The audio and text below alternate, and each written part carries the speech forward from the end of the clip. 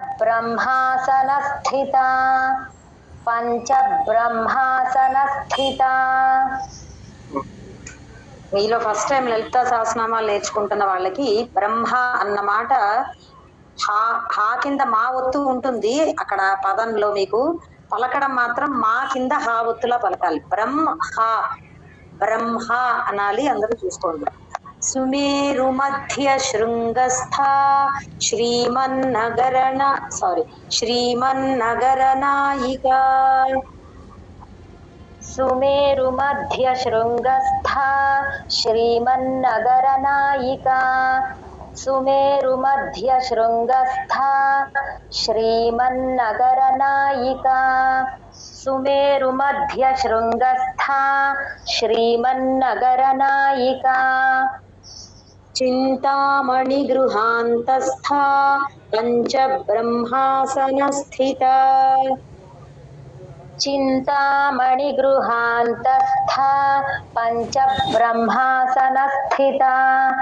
చింతామణి గృహాంతస్థ పంచ బ్రహ్మాసనస్థిత. చింతామణి గృహాంతస్థ పంచ బ్రహ్మాసనస్థిత. తుమేరు మధ్య శృంగస్థ శ్రీమన్నగర నాయికా. చింతామణి గృహాంతస్థ పంచ బ్రహ్మాసనస్థిత. సుమేరు మధ్య శృంగస్థ శ్రీమన్నగర నాయికా. చింతామణి గృహాంతస్థ పంచ బ్రహ్మాసనస్థిత. సుమేరు మధ్య శృంగస్థ. మ్యామ్ ఈ ఫస్ట్ ది రెండు నామాల మ్యామ్? అవునండి, రెండు నామాలు. కింద దాంట్లో కూడా రెండు నామాలే, బ్రేక్ చేయొచ్చు, పర్లేదు. సుమేరు మధ్య శృంగస్థ శ్రీమన్నగర నాయికా. చింతామణి గృహాంతస్థ పంచ బ్రహ్మాసనస్థిత. సుమేరు మధ్య శృంగస్థ శ్రీమన్నగర నాయికా.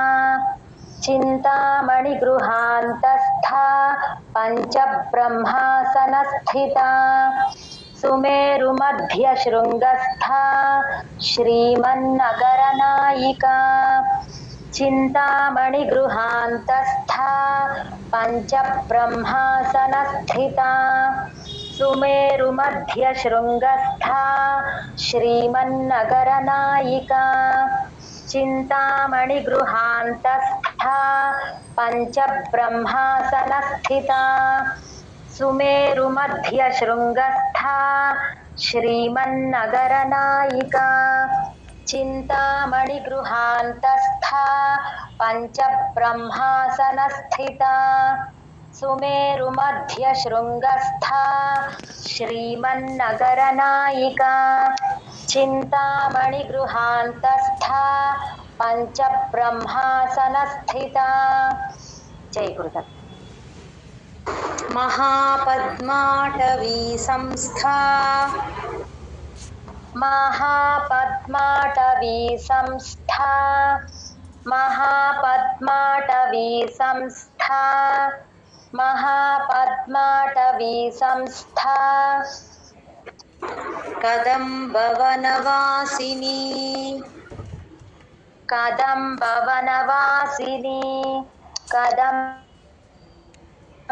కదంబవనవాసిని. కదంబవనవాసిని. సుధాసాగర మధ్యస్థ. మధ్యస్థ రెండు మహాప్రాణాలు.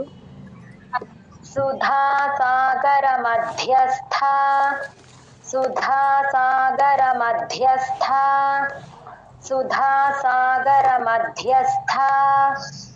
కామాక్షి కామదాయిని. కామాక్షి కామదాయిని. కామాక్షి కామదాయిని. కామాక్షి కామదాయిని. ఈ శ్లోకంలో మొదటి లైన్ రెండు నామాలు. మహాపద్మాటవీ సంస్థ ఒకటి, తర్వాతది. అలాగే రెండవ లైన్లో మూడు నామాలు. సుధాసాగర మధ్యస్థ ఒక నామము, కామాక్షి ఒకటి, కామదాయిని ఇంకోటి. మొత్తం 5 నామాలు శ్లోకంలో. మహాపద్మాటవీ సంస్థా కదంబవనవాసిని. మహాపద్మాటవీ సంస్థా కదంబవనవాసిని. మహాపద్మాటవీ సంస్థా కదంబవనవాసిని. మహాపద్మాటవీ సంస్థా కదంబవనవాసిని. సుధాసాగర మధ్యస్థా కామాక్షి కామదాయిని. సుధాసాగర మధ్యస్థా కామాక్షి కామదాయిని. సుధాసాగర మధ్యస్థా కామాక్షి కామదాయిని.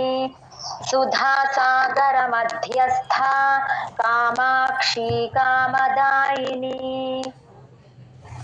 మహాపద్మాటవీ సంస్థా కదంబవనవాసిని. సుధాసాగర మధ్యస్థా కామాక్షి కామదాయిని. మహాపద్మాటవీ సంస్థా కదంబవనవాసిని. సుధాసాగర మధ్యస్థా కామాక్షి కామదాయిని. మహాపద్మాటవీ సంస్థా కదంబవనవాసిని. సుధాసాగర మధ్యస్థా కామాక్షి కామదాయిని. మహాపద్మాటవీ సంస్థా కదంబవనవాసిని. సుధాసాగర మధ్యస్థా కామాక్షి కామదాయిని. మహాపద్మాటవీ సంస్థా కదంబవనవాసిని. సుధాసాగర మధ్యస్థా కామాక్షి కామదాయిని. మహాపద్మాటవీ సంస్థా కదంబవనవాసిని. సుధాసాగర మధ్యస్థా కామాక్షి కామదాయిని.